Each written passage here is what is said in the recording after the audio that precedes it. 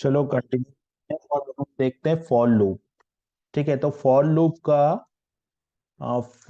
का जो सिंटेक्स है वो क्या कहता है ना। फॉर लूप हम लगाएंगे और फॉर लूप में हम लोग यहाँ पे सबसे पहले जो स्टेटमेंट आता है हमारा फॉर लूप का, वो कहता है यहाँ पर कि ये इनिशियलाइजेशन का पार्ट होगा। इनिशियलाइजेशन के बाद में आएगा कंडीशन, और कंडीशन के बाद में इंक्रीमेंट और डिक्रीमेंट।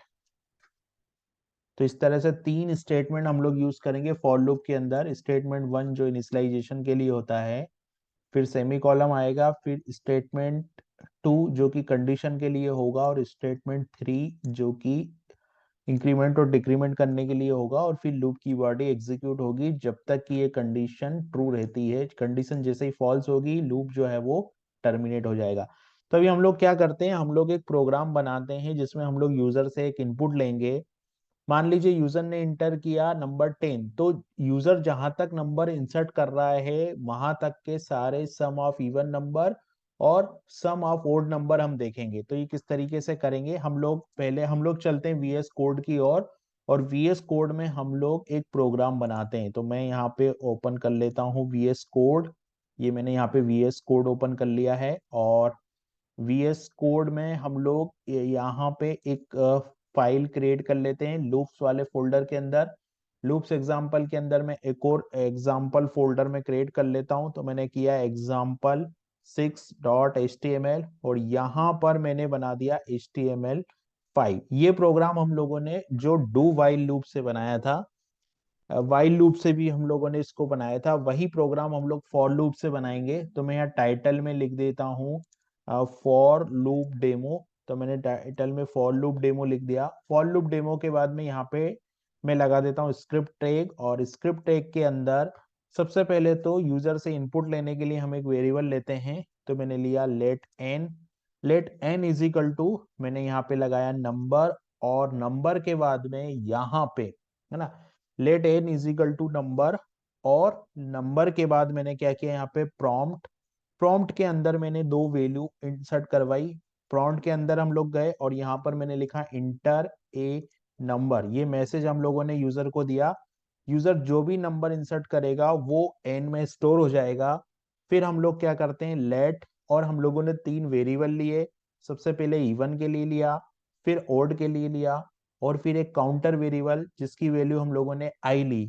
ठीक है, अभी हम लोग ने क्या किया कि ईवी और ओडी दोनों में हम लोगों ने जीरो असाइन कर दिया। ईवी और ओडी में हम लोगों ने दोनों जीरो असाइन कर दिया। फिर हम लोगों ने फॉर लूप चलाया। फॉर लूप में i is equal to one, i less than or equal to n कर दिया, और यहाँ पर हम लोगों ने आई प्लस प्लस किया।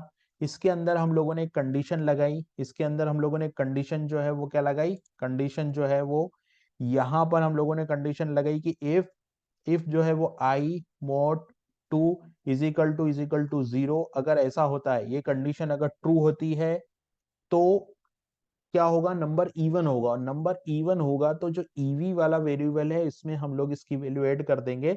तो मैंने लिया ईवी, और ईवी इज इक्वल टू, फिर मैंने लिया ईवी प्लस आई।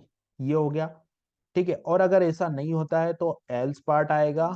और एल्स पार्ट में क्या आएगा, एल्स पार्ट में आएगा ओडी और ओडी प्लस आई।